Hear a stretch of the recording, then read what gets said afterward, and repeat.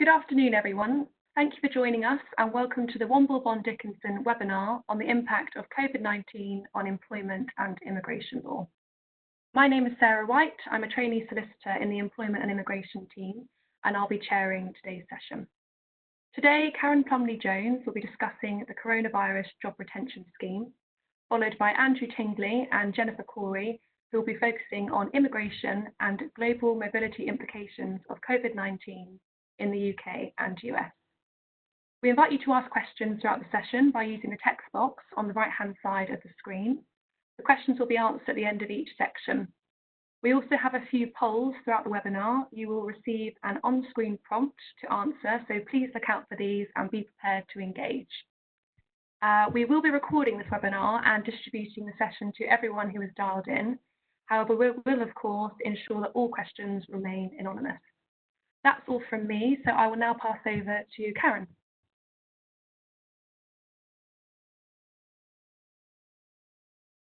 Development lawyer for the employment team in the UK. I'm going to be taking you through a summary of the Coronavirus Job Retention Scheme, or the furlough scheme, which was announced on the 20th of March. The scheme opened on the 1st of March and it's going to last for at least 4 months, so that takes us to the end of June. It's a grant rather than a loan, and it allows employers to keep employees employed instead of making them redundant or putting them on short-time working. They don't do any work and they receive 80% of their normal pay, up to a ceiling of £2,500 per month. The minimum furlough period is 3 weeks. So employees stay on the payroll and normal employment law applies during this period.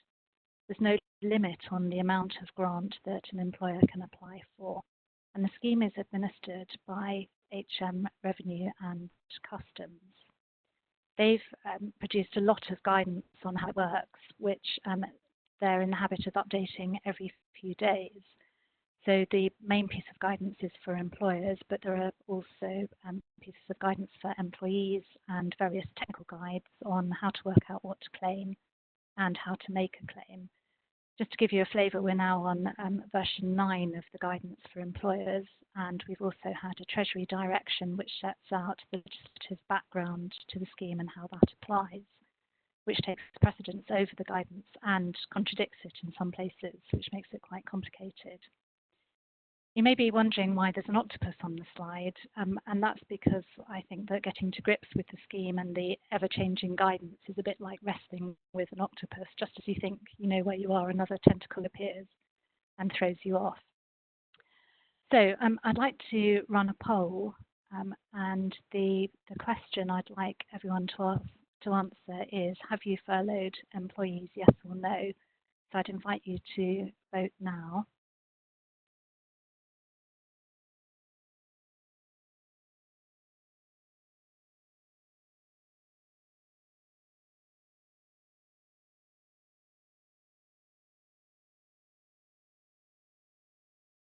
So I can see from that half of our delegates have furloughed employees, 41% haven't.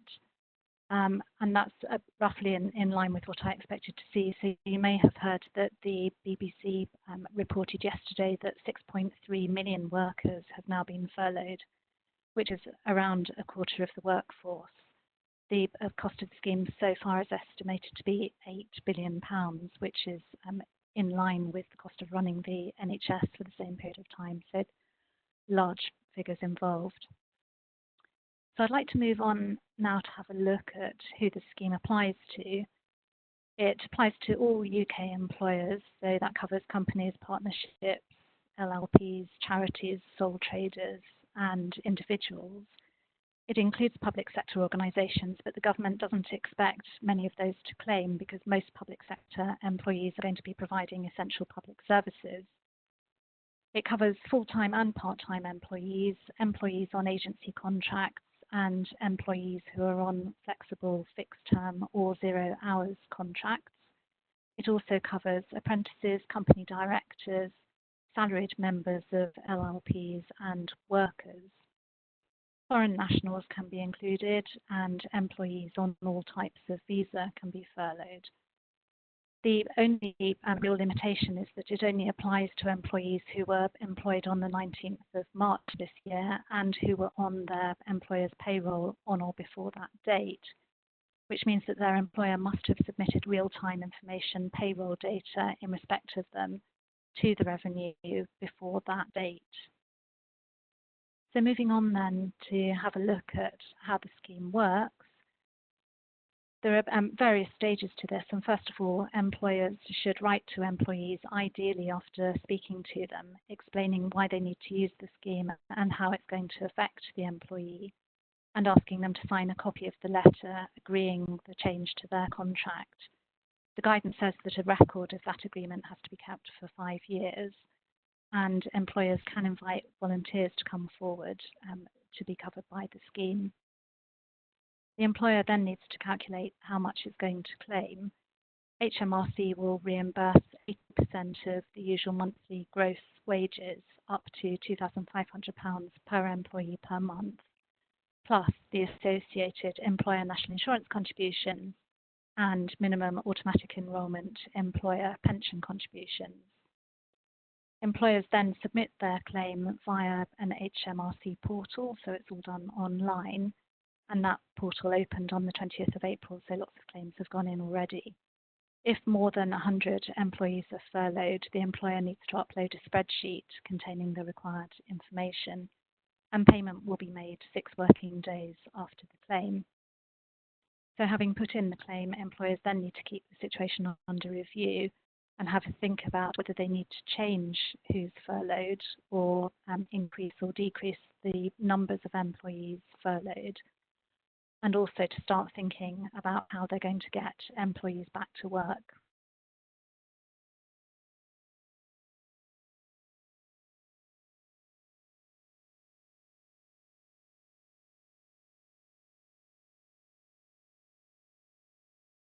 So the first one is, what does the £2,500 include? It's gross pay, it covers regular salary or wages, and it includes wages, non-discretionary overtime, contractual commission, piece rate payments. It doesn't include things like tips, discretionary bonuses, non-contractual commission, or benefits in kind. So the next question that comes up a lot is whether the scheme applies to employees on sick leave. And the guidance is slightly confusing on this because it starts by saying that the scheme isn't intended for short-term sickness absence. And then it goes on to say, but an employee off sick can be furloughed. If you furlough somebody who's off sick, they will stop receiving sick pay and be classified as furloughed instead. So an employee can't receive sick pay or statutory sick pay and a payment under the furlough scheme at the same time. There is a scheme in place now for smaller employers to claim back SSP for 2 weeks where it's paid to somebody with COVID-19.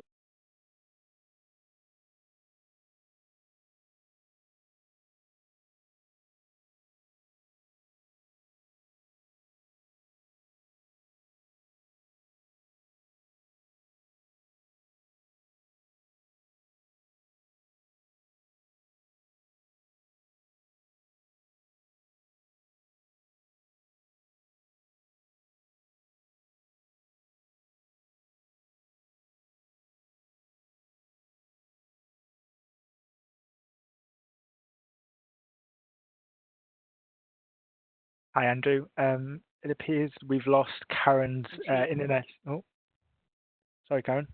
Am I there again? Yes. Okay. If the employer offers enhanced contractual pay to women, that can be included in the claim, but it's not clear from the guidance whether she has to end her maternity leave first and return to work in order to be furloughed. Another issue that comes up on a regular basis is whether an employee can do any work while they're furloughed. And the guidance is very clear on this point. It says no, employees can't do anything for or on behalf of their employer or a linked or associated organisation. And that includes providing services or generating revenue for the organisation. They can carry out voluntary work, and they can undertake training. But if the employer requires them to undergo training, they must ensure that the employee is being paid at least the national minimum wage or the national living wage while they're doing that training. And in fact, the guidance encourages employers to try and persuade employees to volunteer and also to carry out training. Employees can seek work with another employer while they're furloughed if their contract allows that, or their original employer agrees to that happening. One of the most difficult issues, I think, under the furlough scheme is the whole question of holiday, and I've certainly seen a lot of questions on this. So can a furloughed employee take holiday? We now know, as a result of a change to the guidance, that employees continue to accrue holiday while they're furloughed, and they can take holiday, but they must be paid at their normal rate of pay while they're on holiday, and that's their pre-furlough rate of pay, so 100% of normal pay rather than 80%. But having said that, the guidance does say that the government is keeping this area under review. So do look out for that, because it's possible that the policy may change in the future. Another question that we're asked quite a lot is whether employees can be moved on or off furlough. And the answer to that is yes, they can. So the minimum period of furlough is 3 weeks, but you can bring employees back to work and then send them off again, or rotate groups of employees if you want to do that.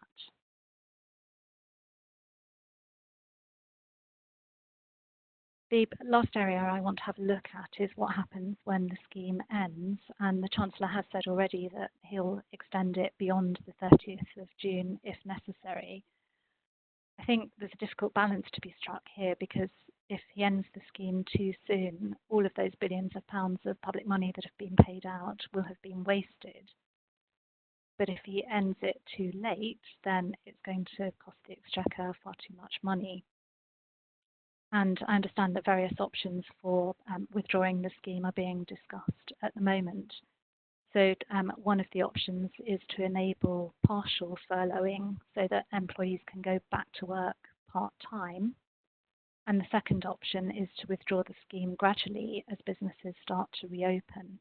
So that could be done either on a sector basis or by looking at the type of workplace, or by reducing the subsidy. So I've seen a reference to the fact that the scheme could be reduced, for example, to 60% of pay, then 40%, and then 20% before it ends finally.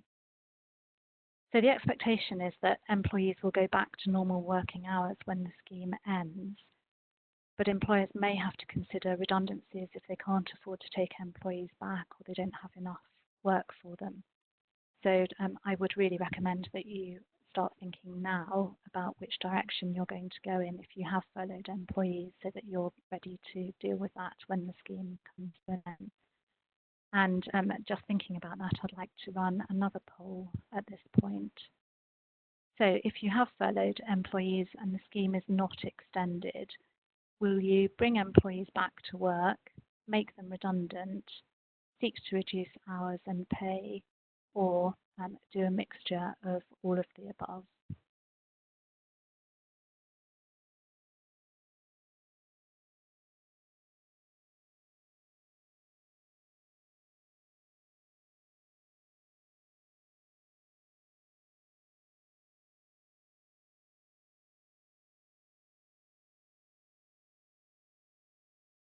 Okay, so it looks like the most popular response, just over 50%, is a mixture of all of those options. And after that, it looks like most employers are intending to bring employees back to work, which is good news. So that brings me to the end of what I wanted to say, but we will have a look at some of the questions now. Okay, thank you very much, Karen. The first question here is, do companies have to make up the remaining 20% of furlough pay for bank holidays? So the answer to that is yes, they do, if the employee is taking a holiday on a bank holiday, and the holiday will have to be paid at normal pay, as I mentioned earlier. If they're working on a bank holiday, then they would be paid at 80% as usual. But as I said before, the holiday is one of the areas where the HMRC have said specifically that they're going to keep it under review. So do watch out for a change in the guidance on that one. Okay, thank you. Secondly, can we make employees take any accrued holiday and still claim furlough pay with the company paying the 20%? Now, unfortunately, that one's not clear at the moment, and it's not something that's covered specifically in the guidance. On the basis that normal employment law applies during furlough, you would expect the answer to be yes. And ACAS in their guidance on the furlough scheme certainly suggests that you can ask employees to take accrued holiday. But various eminent barristers have looked at this and haven't come to an agreed position on it yet. So it may be a little bit risky to rely on the ACAS guidance in case HMRC refuse to pay out later. So do keep looking out for any changes in the guidance on that. Having said that, you would expect employers to be able to require employees to take accrued holiday. Of course, we have recently had a change in the working time regulations, which allows employees to carry forward up to 4 weeks holiday to the next 2 holiday years if they're unable to take their holiday this holiday year because of COVID-19. So that may provide a solution to the issue of employees coming back to work after furlough and having a lot of holiday. And of course, even if employers aren't requiring employees, it's a grey area as to whether you can require employees to take holiday at the moment. You can always encourage them to do that. So you might want to contact everyone and ask them if possible for them to take half of their accrued holiday, let's say by the end of June, or 2/3 of it by the end of August. So there are some options there. Okay, thank you. Thirdly, on returning to work, can employers do this on a staged basis? I think the answer to that one depends on what you mean by staged. So if by that you mean different groups of employees coming back to work at different times, then that's absolutely fine. If you mean employees coming back on reduced hours, then as the scheme stands at the moment, that's not possible because the furlough scheme is an all or nothing scheme. So employees effectively go into hibernation while they're furloughed. But that could change. And I know groups like the CBI are lobbying very hard for this at the moment. You may have seen that the Chancellor said yesterday that there will be a cliff edge at the end of the scheme. So there's a hint there, I think, that we may see some developments in this area. Okay, another question here. Where we have employees who have been given IT equipment to be able to work from home, but they have not done so or are refusing to do so without reasonable explanation, such as childcare, can we deal with this in a similar way to AWOL for disciplinary purposes? I think potentially you can. It's obviously worth checking the contract and the disciplinary first to see whether it covers this. So, for example, you might have a disciplinary offence, which is a refusal to carry out a reasonable management instruction that would enable you to take disciplinary action against an employee. But these are very strange times that we're all operating in, and it may be more productive to take a slightly different approach to try and get to the root of the problem first before you take disciplinary action. So try and find out why the person's refusing to work. Do they need some more training? Are they not confident enough to use the equipment that they've got? Do they need to work at unusual times to share childcare? So I would approach it that way first and see if you can find out what the issue is before jumping into taking disciplinary action. Okay, thank you. We have got a few other questions, but I'm just conscious of time. So perhaps if we move on to Andrew, and then if we get some time at the end, we can come back to those employment questions. Thanks, Sarah.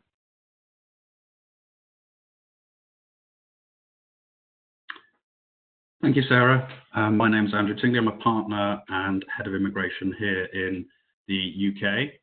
I'm going to be dealing with some of the immigration issues here in the UK as a result of COVID-19. And I'll start with some of the practical issues.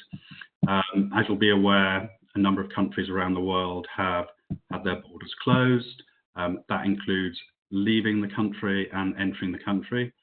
One such example is the USA and the Schengen area. The UK at the moment doesn't have a explicit border closure.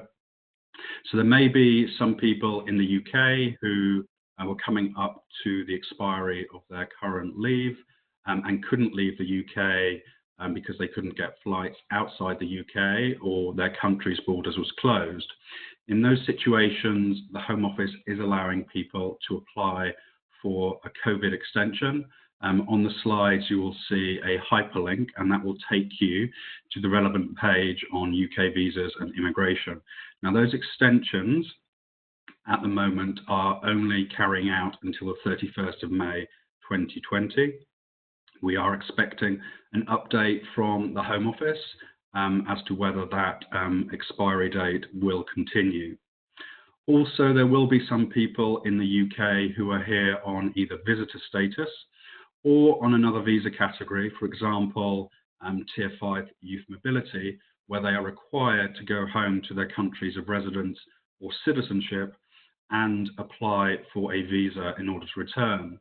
Now, the Home Office have said that they will allow switching in the UK, and people will need to meet the normal immigration rules apart from having to obtain a visa in their own country. Now, the issue with that switching provision is it only applies to people whose visas are due to expire by the 31st of May 2020.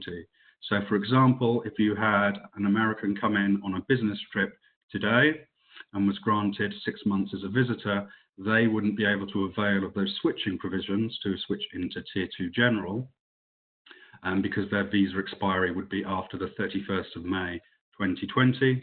We are in communication with the Home Office in order to try and get that date lifted so a lot more individuals can switch into a visa category that allows them to work.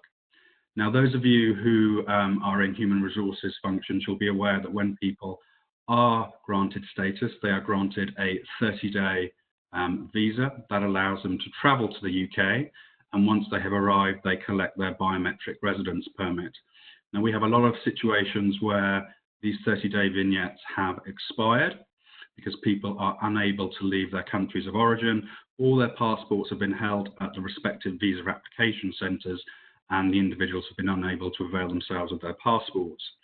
You have to remember that leave has been granted in those situations. So for non-visa nationals, although the vignette has expired, their leave is still in operation, and they can, if they are able, to fly to the UK and seek entry. And what we would recommend is that you seek legal advice before the individual does that, so that we can pre-warn Border Force that an individual is arriving with an expired vignette. For visa nationals, carriers are subject to the Carriers Liability Act, so the individual will not be able to board. In those situations, if you do have situations whereby an individual has to come to the UK with an expired vignette, we can negotiate with UK Border Force and they will be able to grant authority to carry to the airline. Now, in the last couple of days, the Home Office have announced that if somebody's vignette has expired, they will be able to seek a free replacement when visa application centres around the world are open. But that will be dependent on when each individual country comes out of lockdown. Now, all visa applications in the world that take UK visa applications are currently closed. In America, the United States Citizenship and Immigration Service application support centres potentially could be open on the 4th of June 2020. They take fingerprints and photographs on behalf of the UK government for people applying in America. So there may be some opportunity for individuals in America to apply from the 4th of June 2020. And also all UK visa application centres in the UK are closed so that people are unable to submit their documentation or biometrics. So just so that we've got a idea of who is actually on the webinar today, I've now got a little poll for everybody. So if I could ask, who currently has a sponsor license to sponsor non-EEA nationals, and who of you have furloughed non-EEA staff?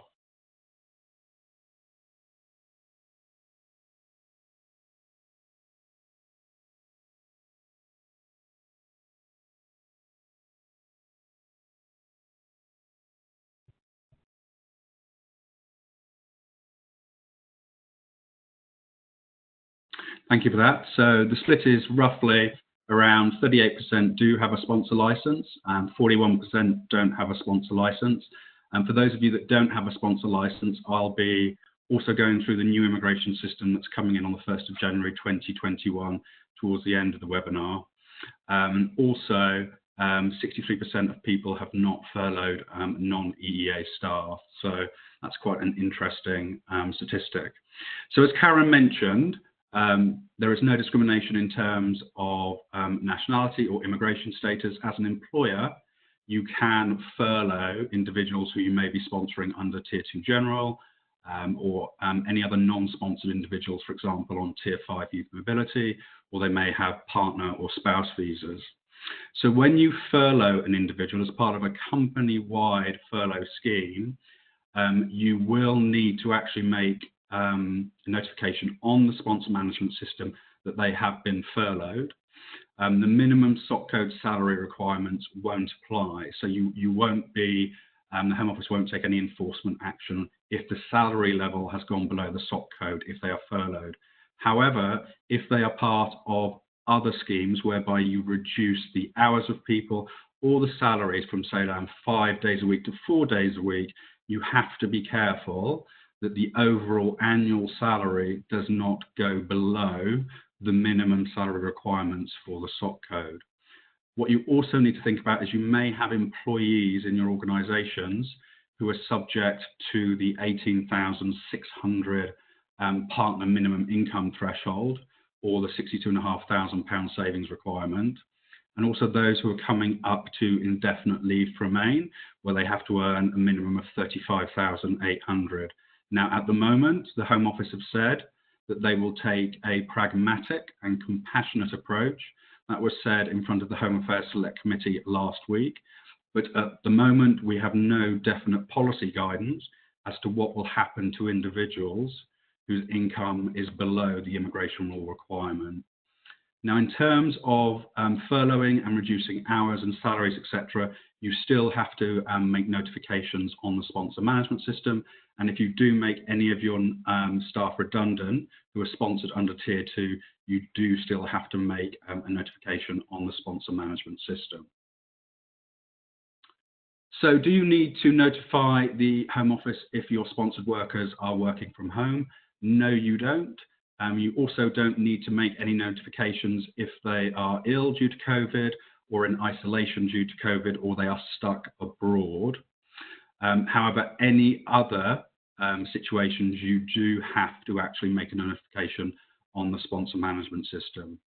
Now, there may be some of you who were in the process of taking someone on board from another employer. They were sponsored under Tier 2 with a previous sponsor, and you wish to actually onboard them, and they have an outstanding Tier 2 application with the Home Office. And what the Home Office have said, as long as you have assigned a certificate of sponsorship for the role in question, and the individual has made a Tier 2 leave to remain application, the sponsor does not need to wait for the leave to remain application to be decided, and they can actually start working for you on the date that their leave to remain application has been made online. However, your sponsorship duties will start from obviously the date that you assign the certificate of sponsorship.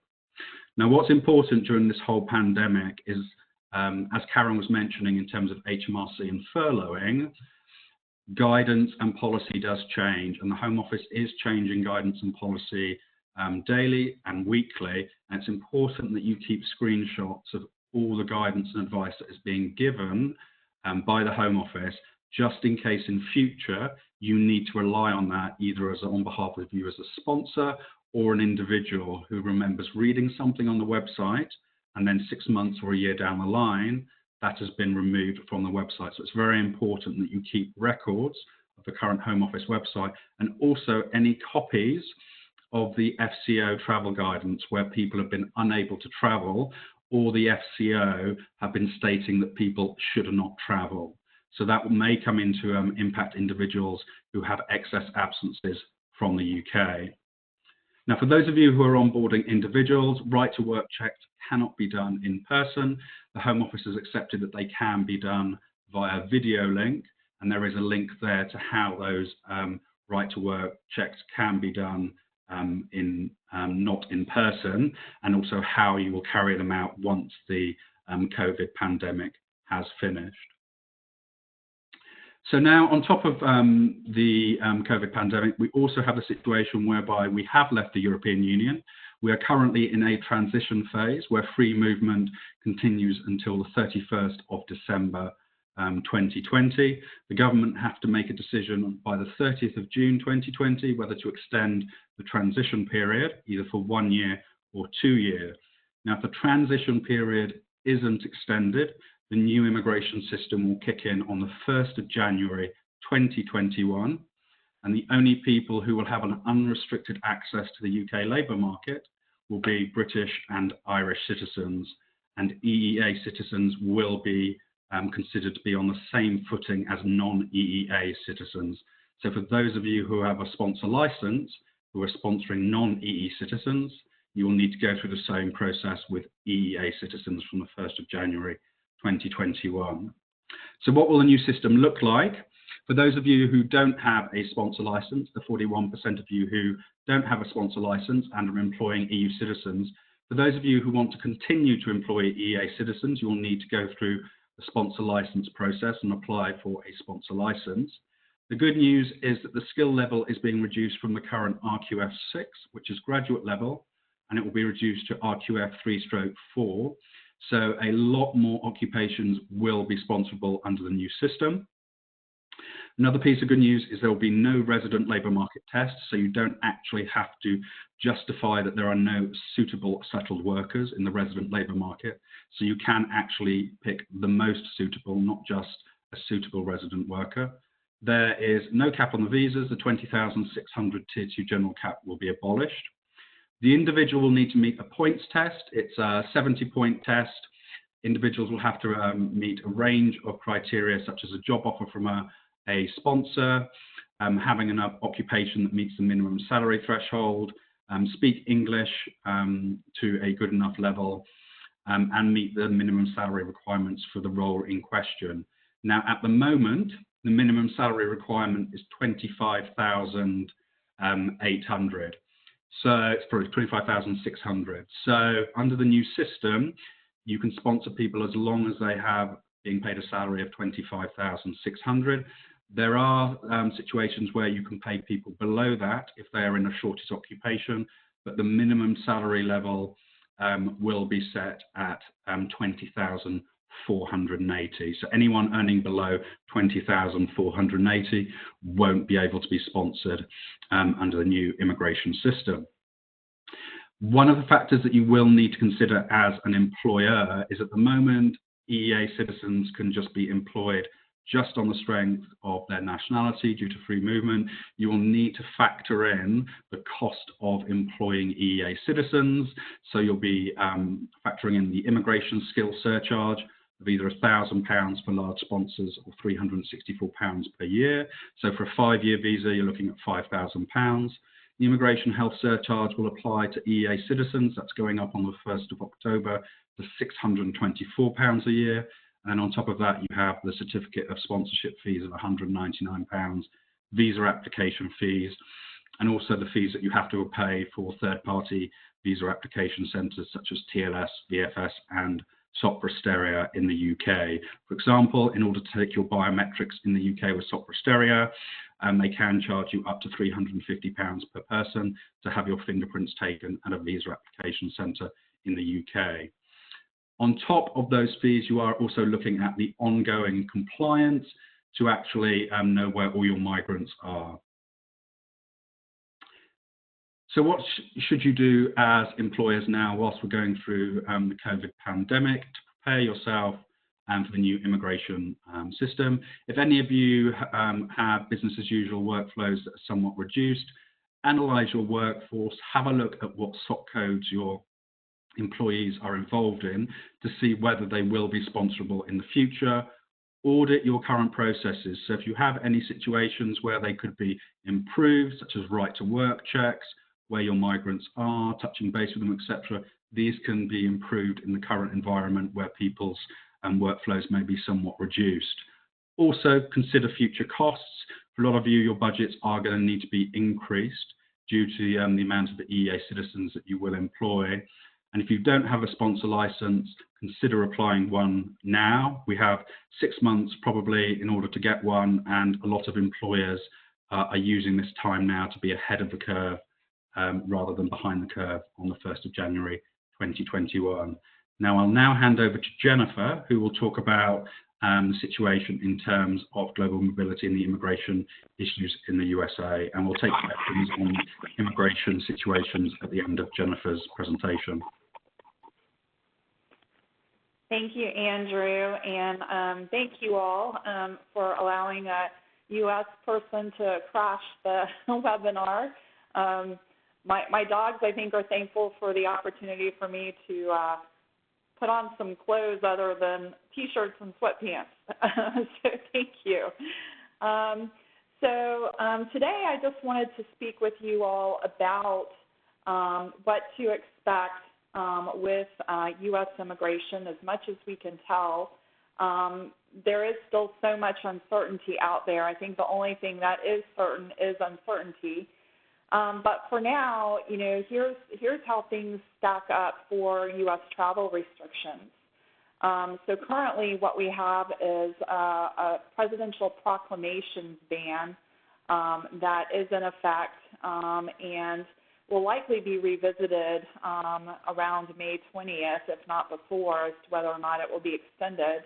But for foreign nationals physically present in China, Iran, Ireland, the Schengen states, or the UK, those individuals traveling to the U.S. within the preceding 14 days are banned. There are certain exceptions to this rule. For example, spouses of U.S. citizens and green card holders, their parents' minor children, U.S. citizens, those individuals are accepted and can come in. However, they may be subject to quarantine upon arrival. There are certain designated airports in the U.S. that are funneling these individuals so that they can be checked.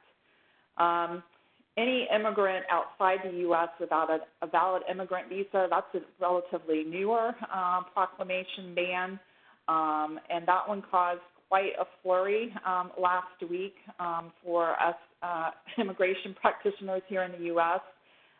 It was announced via tweet, and then we were left in suspense as to what it meant. And so when it was eventually released, it is rather innocuous.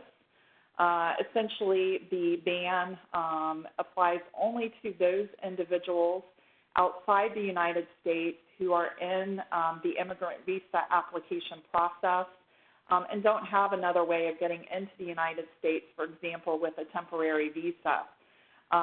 So essentially, those individuals were not eligible to enter the U.S. anyhow because of the consular closures. They weren't able to get in for visa appointments anyway. There are exceptions as well to that travel proclamation, and those include certain non-immigrants and immigrants in the healthcare industry, particularly those that are fighting COVID-19. Immigrant investors are also excluded, as well as spouses of U.S. citizens and certain other more obscure groups. There are also travel restrictions in place for NAFTA. So any non-essential travel between Canada and Mexico is currently banned. But interestingly enough, that is just for land border crossings. So the interesting thing there is, and what we've done with some of our clients who need to get into the U.S.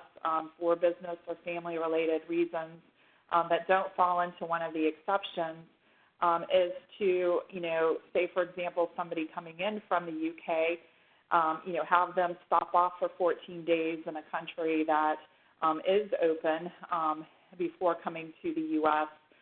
To get around that 14-day ban. So, for example, we have some folks that have stopped over in Mexico and have vacation in Cozumel or Puerto Vallarta and then come to the U.S.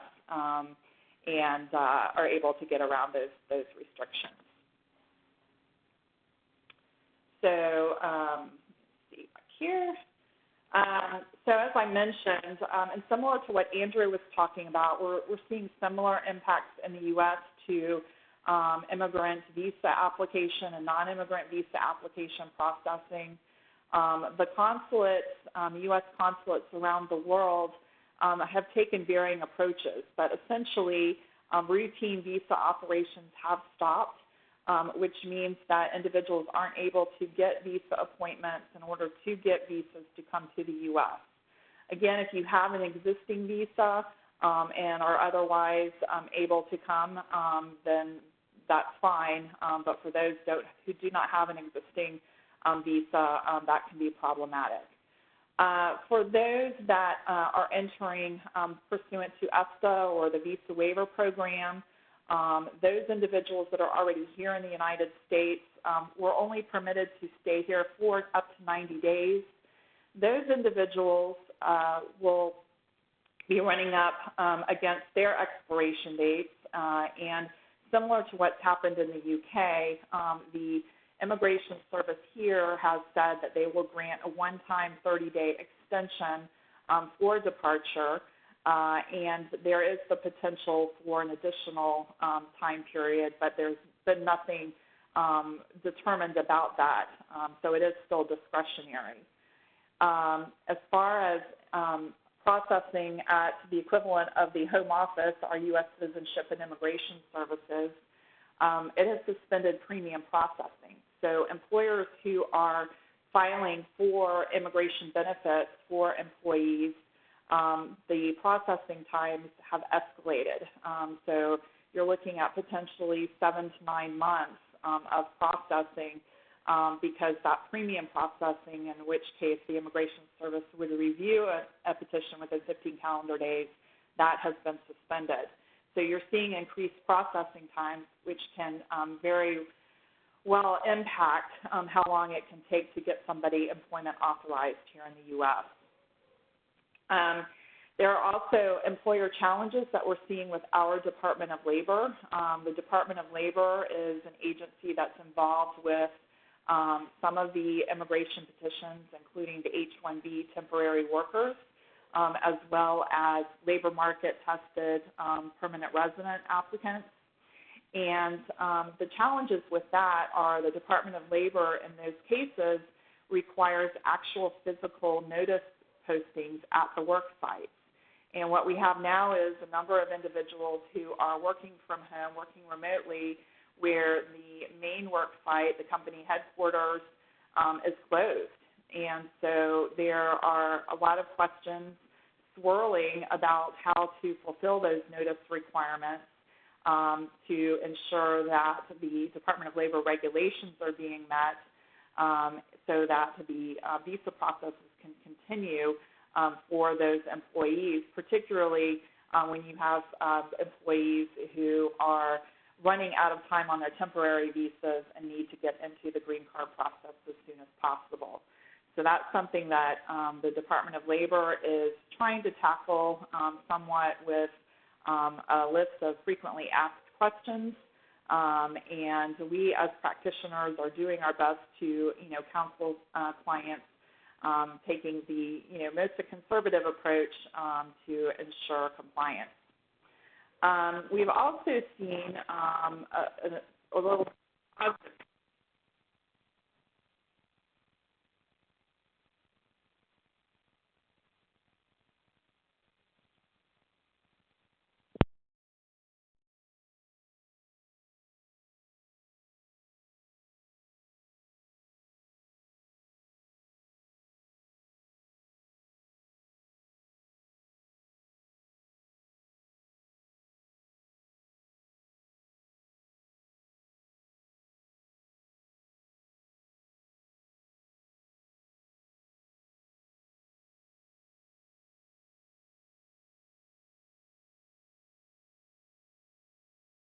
I think we may have lost Jennifer's sound there.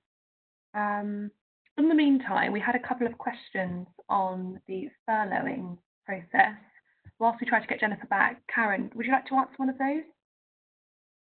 Yes, Sarah, I will do. So we've had some really interesting questions come in, and the first one is whether you can start the consultation period now whilst employees are furloughed. So this is dealing with a redundancy situation. And the answer is yes, you can start consulting with employees now.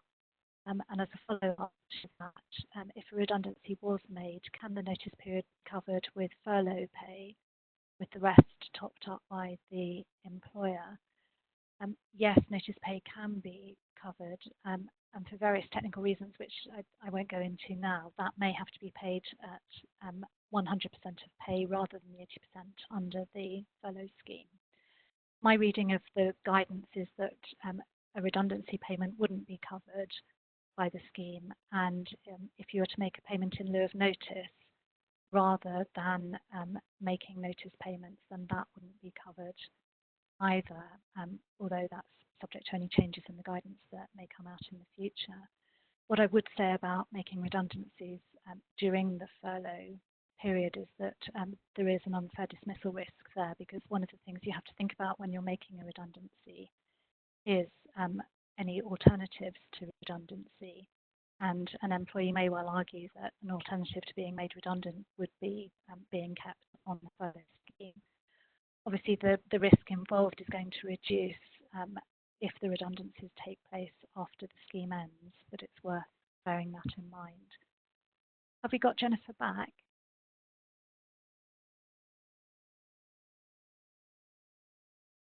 No, seems quiet. So I will pick up on another redundancy question we've had in that case, which is, can you give notice of redundancy to employees on furlough and continue to use the scheme for the notice period?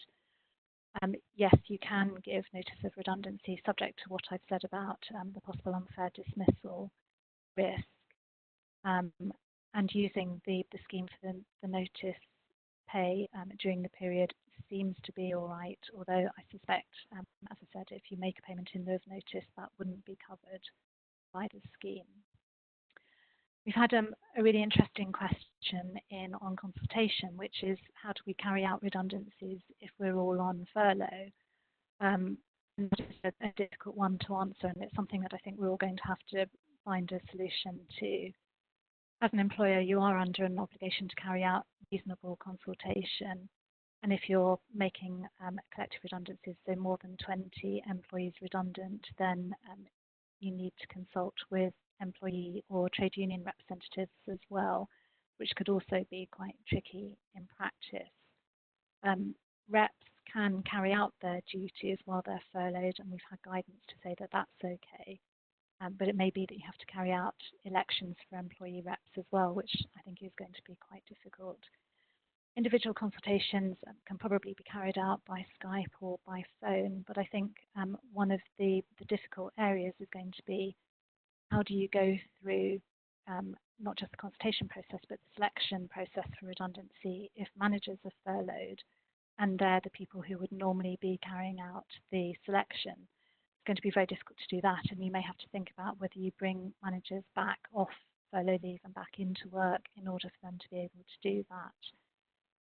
If I can mention, we're publishing an article on redundancy and consultation in connection with the furlough scheme soon, and that will be going out to our mailing list.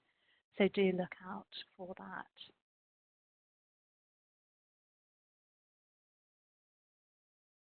Thank you, Karen. I'm not sure if we've managed to get Jennifer back.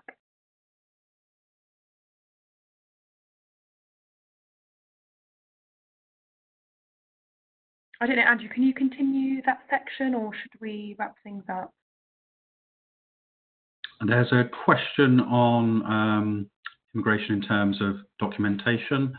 What would you advise what applicants should do if they're due to apply for indefinite leave to remain, but have not had the opportunity to complete the Life in the UK test? That's a very good question. And that doesn't necessarily just apply to the Life in the UK test. It also applies to other aspects of the immigration rules, such as English language tests, or people who are due to marry and their wedding or civil partnership has been cancelled. Now, in all those situations, it's important that individuals do not overstay. Overstaying is a criminal offence and can have quite severe consequences for the individual. So it's important that they apply for the specified category that they were going to apply under. Now, in terms of like in the UK test, there is a provision in the immigration rules where specified documents cannot be provided to the Secretary of State. And obviously, if the like in the UK and English language test centres are not open, the Home Office have said that they will take a pragmatic view, and the Minister for Immigration and Future Borders is on record as stating that no individual will be adversely affected in terms of their immigration status. So to summarise, it's important that individuals make sure they make an in-time application, and then when we come out of lockdown, they can provide the specified documents. And if anyone needs any legal advice on that or any assistance, happy to provide that. Thanks very much, Andrew. I have been informed that Jennifer is back with us. Is that correct? I'm back, Sarah. Thank you. I think maybe our presidential folks may have been listening on the line and cut me off. So going on, just to pick back up, so employers are required to complete employment eligibility verifications for individuals who start work. And the rules that have been in effect since 1986, which are a bit outdated, require that those verifications be done in person. Well, with people working remotely and with social distancing, that is not the case. And so fortunately, the Department of Homeland Security saw fit to relax those requirements. So now employers can review those documents, work eligibility and identity documents, by email, by Skype, that sort of thing.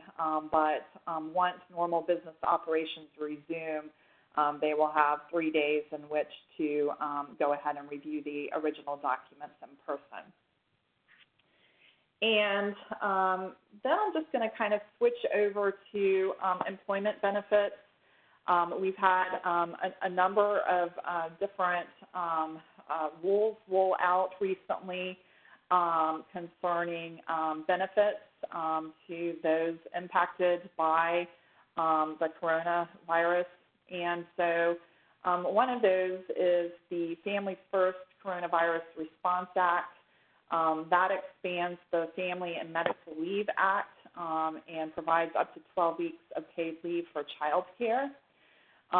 There's also the CARES Act that modifies the FFCRA, and it extends family and sick leave benefits for those laid off after March 1st, 2020. Interestingly, much has been said about the CARES Act stimulus rebates. There's a lot of confusion about who is eligible for those, and there's confusion even within our government as to who qualifies, with a number of rebates being sent to individuals who are deceased, as well as individuals who do not qualify and who are labeled non-resident aliens. Non-resident aliens, they use the definition of the Internal Revenue Service, which are those that meet. So resident aliens meet the substantial presence test of 183 days, or are otherwise, required to pay taxes. So under the CARES Act, any individual who is classified a non-resident that does not meet that IRS test of resident does not qualify for these rebates. However, we have the government sending rebates to foreign students outside of the United States who really do not qualify for that. So again, there's a bit of confusion as to who is entitled to the stimulus rebates of up to $1,200. Also, there have been a lot of questions about who qualifies for unemployment benefits, and The interesting thing here is in the United States, there's a difference between federal and state law, and unemployment benefits are really determined by state law, and each state is a little bit different. So you really have to look at each individual state to determine whether or not a foreign national worker is going to qualify. In most cases, they will not, because in most of the states, there is a requirement that a foreign national be available to work, and most of the work visas are tied to specific employers. So when you are laid off from a specific employer, you can't just jump to a new employer. And so in those situations, they more likely than not will not be entitled to any kind of unemployment benefit. Layoffs can also impact work status for foreign nationals. So any of those who are, as you would say, made redundant, or in some cases even furloughed, can run into an issue with their status, where they may need to seek to change from an employment-based status to a visitor status in order to remain in an authorized period of stay, and not at risk for removal or deportation. So that concludes what I wanted to talk about, and I will just open it back up for additional questions.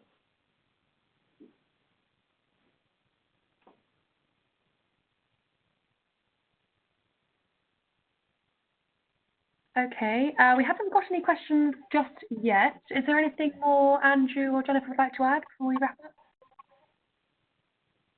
No? Okay, well, thank you very much all for joining, and thank you to our speakers, Jennifer, Andrew, and Karen. As I mentioned at the beginning of the webinar, we will send a full recording of today's session later this week, and you'll also be prompted to answer a short feedback questionnaire at the end.